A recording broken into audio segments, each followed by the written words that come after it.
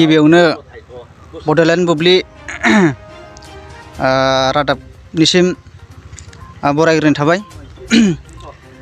आं मोनसे बड'लेण्ड बुब्लि रादाबनि गेजेरजों मोनसे फोसावनो आखायाव लादों।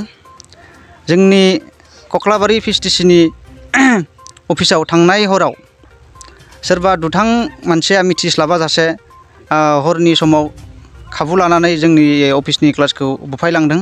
मा जाहोनाव बुफायदों जों बेखौ मिथिया। जों बेखौ बड'लेण्ड बुब्लि रादाबनि गेजेरजों जों बिथांखौ ओरैबायदि सोंखारिगोन जाय बिथाङा जोंनि बे अफिसखौ बुफायदों मा जाहोननि थाखाय बुफायदों जों बेखौ मिथिनो लुबैदों। मानो होनना बुङोबा बे मोनसे रायजोनि अनुस्थान जाय बेसादाव जोङो जिरायनानै रायजोनि मोजां गाज्रि जोङो रायजोनि खोथा सानो। जों जाय मानसिया जोंनि बे भिसिडिसि अफिसनि खोरखिखौ बुफायदों जों बिथांखौ जों आयेननि राहा लानाय जागोन। गोजोनथाव खौरां, गोसो गुदुं फरायसा एबा सुबुंफोरनि थाखाय टारगेट कचिं इनस्टिट्यूटआ बेसेन गोसा सुबिदा लानानै फैदों। जायफोर बिथांमोना banking, railway, SSC, insurance, defence, Assam police बायदि आनजादनि थाखाय साखाफारा जानो मोजां खाबु मोनाखै, बैसोर बायदि फरायसा एबा सुबुंफोरनि थाखाय मोनसे मोजां खाबु सफैदों।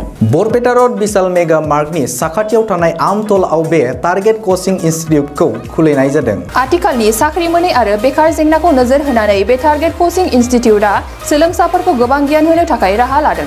बे टारगेट कचिं इनस्टिट्यूटआव सोलोंथाइ होनो लानाय आयदाफोरा जाबाय banking, railway, SSC, insurance, defence आरो आसाम पुलिस। जायफोर सोलोंनो गोसो गुदुं बिथांमोना टारगेट कचिं इनस्टिट्यूटआव मुं थिसननो एबा गोबां मिथिनो थाखाय 8134097059 एबा 8638961177 जानबुं नाम्बाराव जगाजग खालामनो हागोन।